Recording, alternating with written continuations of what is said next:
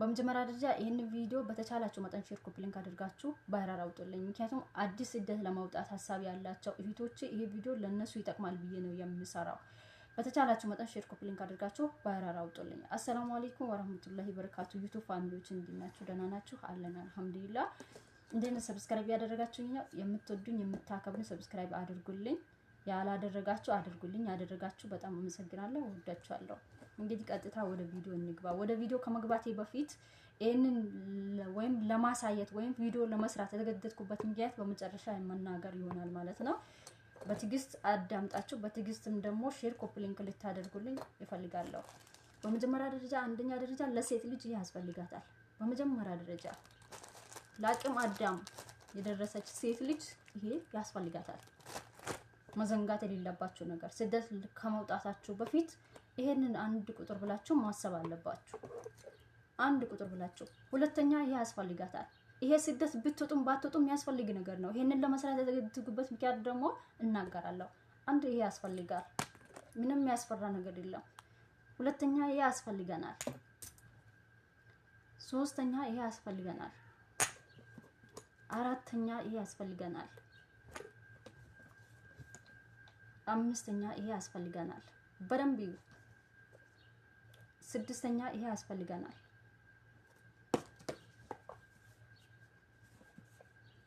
ሰባተኛ ይሄ ያስፈልገናል። ምክንያቱም እኛ ስደት ስንወጣ አሁን ሀገራችን ቢሆን የፈለግነውን እንገዛለን፣ የፈለግነውን አንገዛም። ግን ስደት ስንወጣ ግን ቋንቋ ስለማናቅ ሳንወጣ በፊት በሻንጣችን አንድ ቁጥር ብለን የምናስገባው ይሄንን ነው።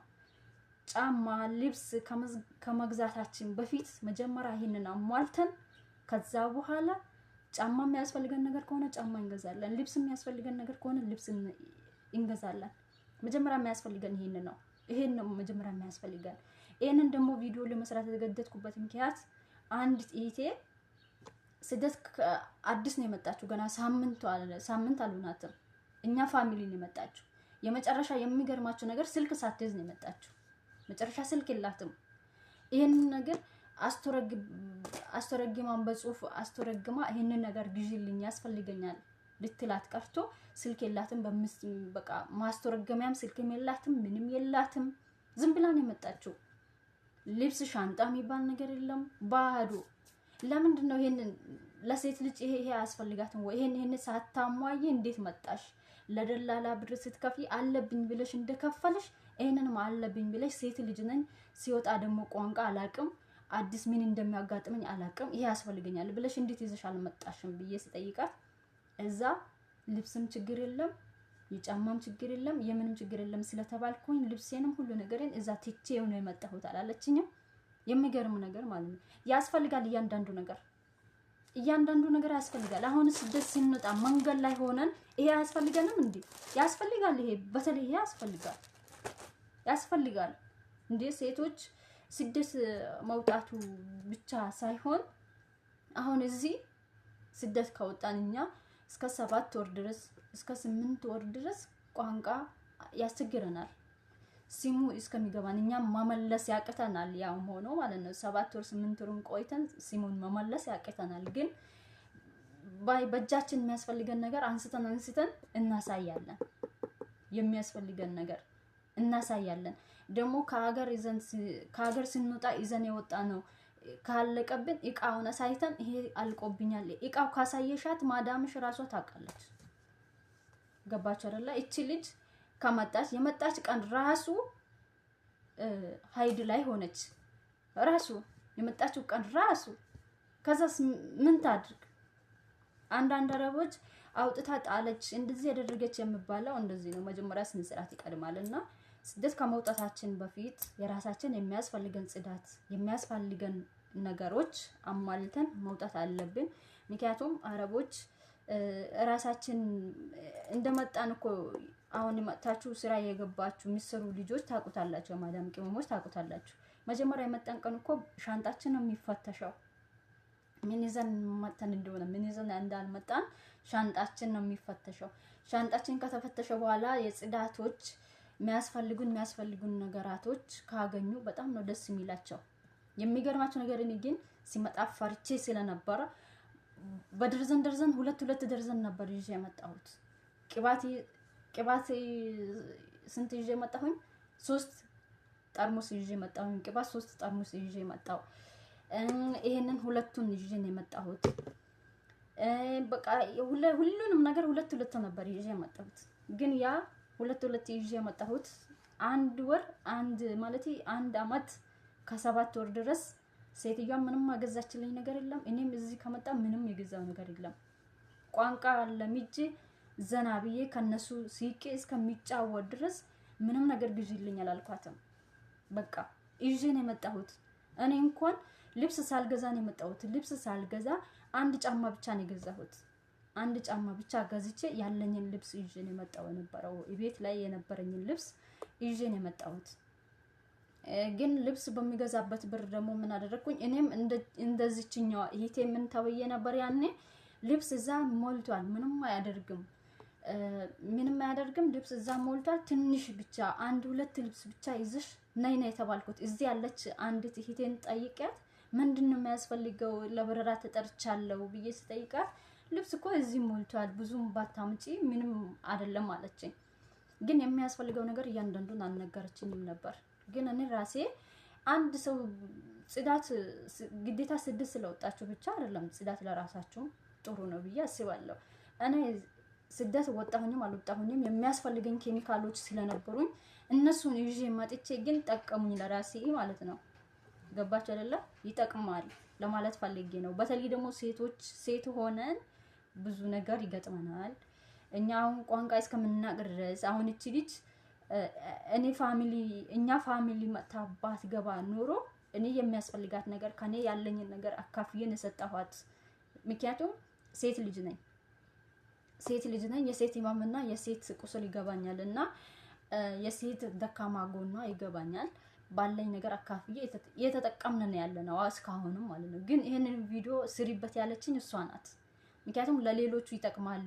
እኔም ብዙ የሚሸወዱ ይኖራሉ። እኔም ተሸውጄ መጥቼ እዚህ አንቺን አላህ እዚህ ጋር አስቀምጦልኝ ነው እንጂ ተሸውጄ ነበር፣ በአንዴ ጉድ ሆኜ ነበር ብላ ቪዲዮ እንኳን እኔ ለመስራት ያነቃቃችኝ እሷ ናት።